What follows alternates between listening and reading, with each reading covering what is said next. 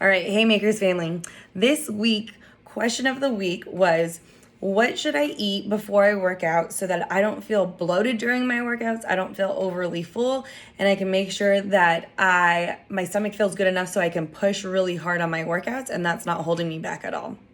So here are a few things to consider for your pre-workout nutrition. The first thing is you should know what foods cause you any sort of bloating or discomfort. And this comes really by trial and error, but really taking time to reflect and really see how your body feels.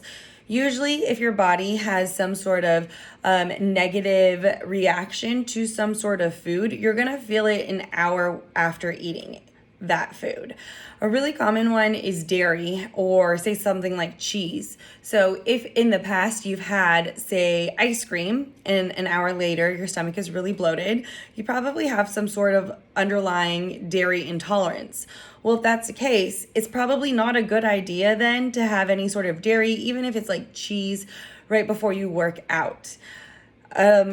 Other foods that people have intolerance to are stuff like legumes, so like beans, also gluten and grains, and wheat would be considered under gluten, but in case you don't know what gluten is, all those things are really common foods that have that cause some people some sort of intolerance.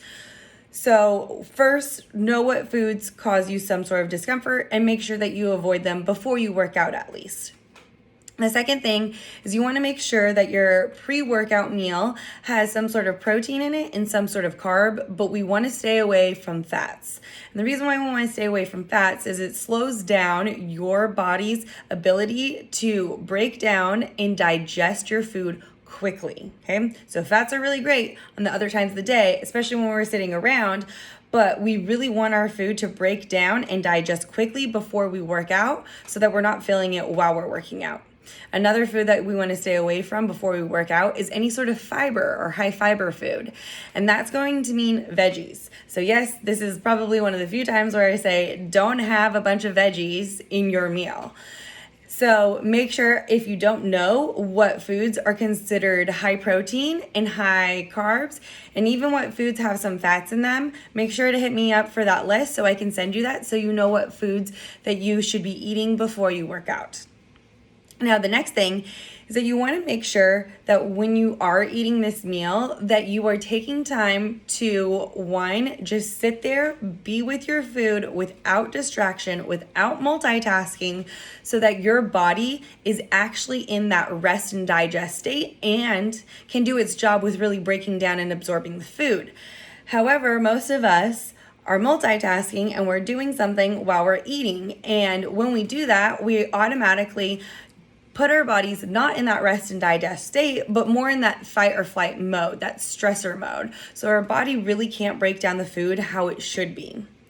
The other thing is you want to make sure that you are taking a lot of chews per each bite.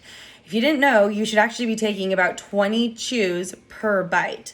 And this allows us to really break down the food completely, turn it into mush, so our body doesn't have to do so much work to break down that food on its own.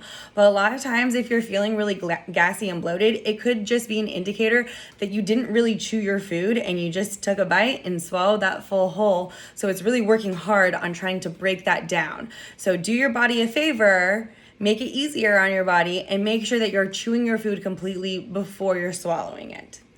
The last thing is hydration.